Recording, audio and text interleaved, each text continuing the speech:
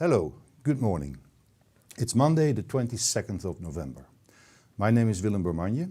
I am the Strategic Communications Director at Forbo Flooring, and we are doing a series of interviews around the COP26 climate conference. I will be talking to, just like I've had in the past weeks, to Cristina Gamboa, who is the CEO of the World Green Building Council from London, and in Amsterdam I will be talking to Maurits Groen, who is environmental entrepreneur and has been working with his agency on building a green environment already for decades and decades. We will come back to that. Now, I said 1 week ago, on Saturday, it was Alok Sharma who, after a long pause and a deep breath, expressed his disappointment at the result of the meeting, at the result of the conference. Cristina, did you have the same feeling when you were sitting there listening to him, that it did not go as well as we all thought? Well, thank you. I think that I felt that he did a great job, that overall the conference achieved some progress and a good package. Because I'm an optimist also, I want to flag. But of course, there are some underlying things that we would have liked to see being addressed more profoundly. And it's about the principles of the Paris Agreement, of the symmetry of the highest emitters, helping out the developing world in the journey towards embracing, divesting from fossil fuels. And we still, that conversation, that solidarity didn't come through strong. So beyond that moment, that's my personal frustration, but also from the region of the world I come from Colombia, that also strikes a chord. Yep. A lot of the world is disproportionately affected by climate change, and that is still not there when we come to these annual climate conferences. Because you also wrote a very comprehensive article which can be read on your website, the website of the World Green Building Council, and there you actually say, well, now talking about win or lose distracts from the meeting in Egypt, 2022, COP27. What do you mean by that? Exactly. Well, when I say also progress, now 89% of the world has a net zero target. Of course, there's a lot of things we'll have to dig into what that means and how countries are going to get there. But as we go into Egypt, it means the agenda has to truly embrace not only mitigation, but adaptation, climate justice, and if you like, even human rights. It's going to be more of a conversation of the need for people that are now in the front lines of climate change. How is the rest of the world going to help them adapt? But how are we going to ensure that we don't continue to burden them with a weight, with a poor quality of life, if we can be more together in acting in the spirit of the Paris Agreement? Yeah, you have, of course, a professional interest in the built environment. We will be talking about that soon. But I'd like to ask Maurits, who has a somewhat broader perspective, who is perhaps more from his entrepreneurial background looking at a holistic result from this COP26 meeting. Maurits, for you, is the glass half full or half empty? Well, actually, to put it in another way, in Glasgow, steps have been made, fortunately, but leaps have been necessary. And so we are promising ourselves to slow down the process of polluting the atmosphere with CO2 and methane and other greenhouse gases. We are promising to do that. A little action is being taken, but giant leaps are necessary. Yes. And we are talking with the laws of nature and not with laws that we can adapt or abolish or renew or whatever. And that's a big misunderstanding. I mean, Cristina was talking about all the countries having a net zero emission target somewhere in the future. That's true, but the future that we're talking about concretely is way too far ahead. So the consequences of what we have been doing in the meantime will be very severe. I mean, we have now had 26 conferences, 26, and nothing much has been done. Actually, the emissions this year have been greater than in any year of human history. So we are talking about targets decades from now, but calculating back what should be done right now should be really frightening to any one of us, because we should be in an emergency state. That's also what you said We are last not time. actually. Also last time you talked about, you did not talk about climate change, you talked about climate disaster. And you said those are actually the words that you should be using, because it is as severe as that. Are you happy that now each and every year there will be a full climate summit? Is that going to work for you, Maurits? I think it's necessary, because like what you see is we have had the 26 conferences. The last big one, the first big one, was in 2009 in Copenhagen, which in some way failed, but on the other hand, it established a 2-degree deadline, so to say. That's what was accepted globally. That was a leap forward. There were no commitments made, but that was a principle that was being adopted. Then in 2015, Paris, it went, but it's 6 years of massive emissions further. We had a step further, and now 6 years after that, we have made some little steps on methane, on forests, on the talk on loss and damage, the climate justice issue, which in my opinion is pivotal. I mean, if we don't talk, if we don't recognize that the richest part of the world is emitting, say 95% of all emissions, and the burden of the consequences of that is falling upon the 5% which does not emit anything at all, hardly. So if we do not start with acknowledging the basis of all this discussion, which should be climate justice, and which should involve loss and damage, and which would involve taking seriously the $100 billion per year put into the south. If we do not start there, we won't get anywhere. No. And now you even get countries like India saying, well, you should give us some more time, because we also need to profit from the wealth that coal and oil can bring, because we have not been using so much in the past. Maybe also it's a question between what is happening in the countryside and what's happening in larger cities. Over 50%, 56% of the population is now living in urbanized areas. So the building and construction sector is a major contributor to global warming. Cristina, you said you were very pleased that now for the first time there was a day dedicated to the built environment. And you were quite happy with the results I read from your article. Can you explain a little bit about that? Yes, of course. There's of course many sectors that have to show up, right? Their leadership. I agree with Maurits. The countries have been too slow in shifting, right? The geopolitics also haven't helped us. I guess I am happy with the results, because we saw beyond the built environment also many industries showing up, leadership and ambition in terms of getting more ambitious targets and inspiring governments to have the confidence to move further, faster.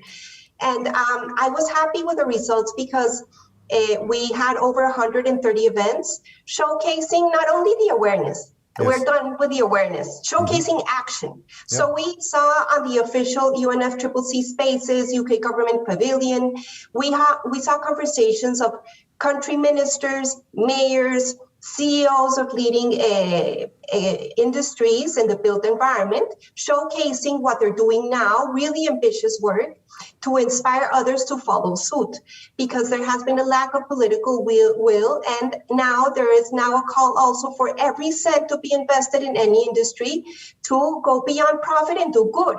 And I think this COP, there was a big, through the Race to Zero and the Race to Resilience and the campaigns of the high-level climate champions, they really mobilized the private sector, and the private sector showed up.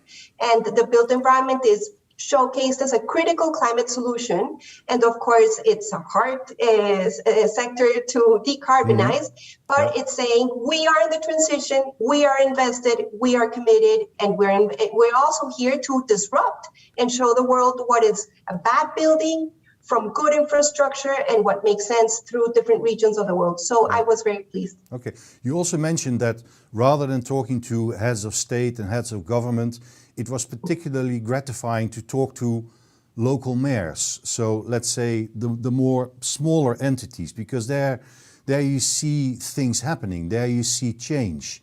I think, Maurits, this is something that you also will come across in the many activities and the many meetings that you organize. It doesn't need to come from our government. There is a large force within ourselves, within society, that is actually calling for this change. Yeah, I can completely agree, and also with Cristina. In the business sector, you see a lot of good initiatives and possibilities. I've mentioned the book Drawdown by Paul Hawken, which lists the top 100 solutions to climate disruption, which are not only feasible and off the shelf at the moment, and also financially feasible. Moreover, they are very profitable. So in fact, it's very strange that governments, which should lead and which should set the standards and put the right barriers for enterprises to put their best efforts within those frameworks, is not actually doing that, because it's hampering at the moment the companies that really want to stick their neck out, that really want to invest in innovation, that really want to put their money in implementing climate solution devices or technology or whatever. They're actually helping the old industry, destroying the environment, which they should protect themselves. So it's a real strange thing that from the bottom up, from companies and also from mayors and individual districts, etc., that the action and the spirit to solve the problem is there, and that governments on the national level listen still to the old economy, which is destroying our future. One of the big topics, finance. Finance was to be regulated and was to be set within this conference, the 100 billion that was needed every year. We didn't get it, and we only found out that we are needing more. Cristina, on the finance side, do you see that in the end that topic will be tackled, maybe next year in Egypt? Yes, I think so, because there's also beyond of course, the solidarity of the Paris Agreement, the need to deliver on the 100 billion annually of finance for developing countries to help them in this transition to a low carbon economy. And that's going to happen by 2023. It's going to be a bit late, but it's going to happen. But in the meantime, we also saw a lot of movement from the private finance, if you like. This Glasgow Financial Alliance for Net Zero was really interesting initiative. And they announced that almost 40% of global assets are now committed to this transition. Of course, it's in the works, but that means there's going to be better clarity on, if you like, taxonomies or asset classes, where people are going to have signals of where to invest and where not. So there was some common ground. There was also this need of showing that this financial sector is in this space, and also willing to have the conversation on the just transition. And of course, much more is needed, but I think that was a very powerful signal. And that also means business will have to also adjust and be more transparent and be ready to attract high quality, sustainable finance as this movement continues to gain traction. And then, of course, in Europe, Maurits, we will have the Green Deal coming into force in 2022. That is legislation, that is taxes, that is finance. So I think that having a Green Deal in Europe also really helps in this process. Very much so, I guess. Very much so. Yeah.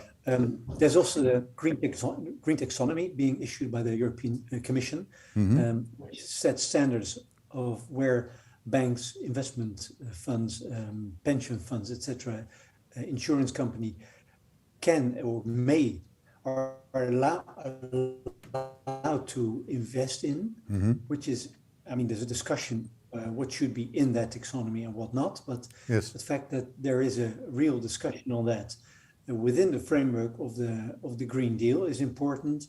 What you see now also, to add to what Cristina said, many more pension funds are now withdrawing their money, divesting their money from fossil fuel companies. Yes. The agreement that was internationally made of governments that do not insure any more foreign investments or foreign capital outflow and implementation of fossil fuel projects abroad is also a signal. So the signs are getting to green.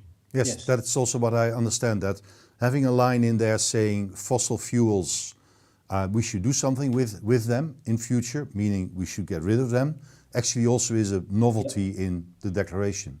Now, without knowing, the two of you have a common friend, or the two of you know someone who was at COP26. It's Al Gore. Al Gore, who used to be the next president of the United States. I saw him on television, he was still there. Cristina listened to him, and when we had our little conversation just before this viewing, you said, well, I heard him speak and the man has still got it. Now, Maurits, you actually invited Al Gore to the Netherlands twice to... 5 times actually.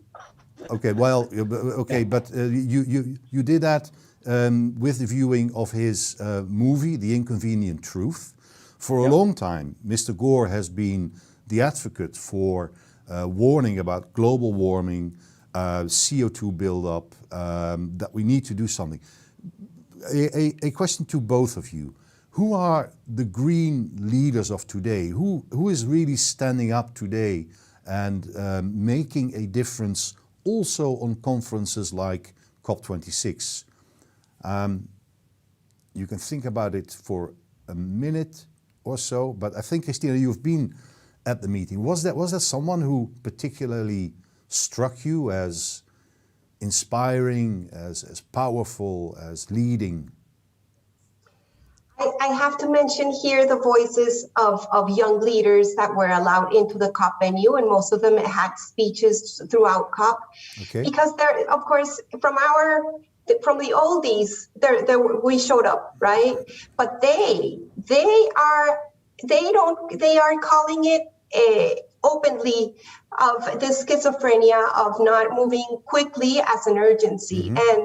And I saw, for example, this leader, Clover from Australia, Vanessa from Africa. Right now, I don't remember her last name. Sorry.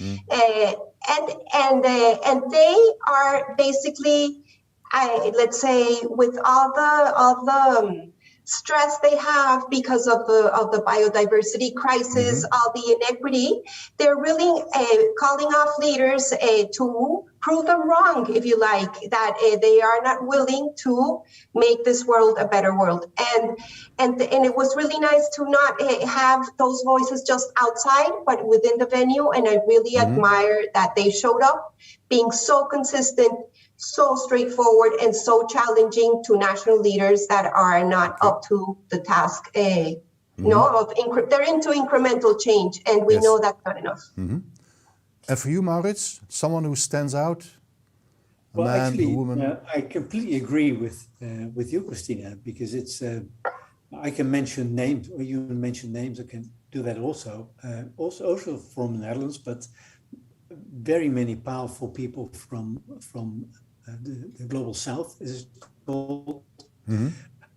After big delegations of the fossil fuel industry that tried to defend their interests, the second largest community present at Glasgow, the COP, was from Indigenous Peoples.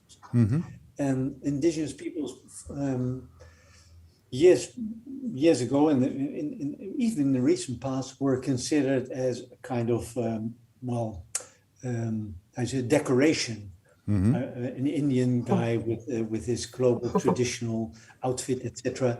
But they are really the guardians of nature. They know to live with nature. I mean, we extract from nature and then we live from it, but they live with nature, so they can guide the way. And I think it's very hopeful, a hopeful sign that they understand. Oh, now you break away. Okay, so a good moment to say thank you for both of you and talking to me about the aftermath and the results of COP26. I asked Maurits earlier, is the glass half full or is it half empty? I think we can agree that the glass is half full and that the glass is filling up slowly and that the glass over the next years will become fuller and fuller. And like I said, when legislation steps in, when we need to pay taxes, when we are forbidden to drive fossil fuel cars, things will change. It is inevitable. Thank you for joining me. Sorry about the bad connection at times. I hope the interview works out very well for all of you listening. Thank you for being with me. Bye-bye.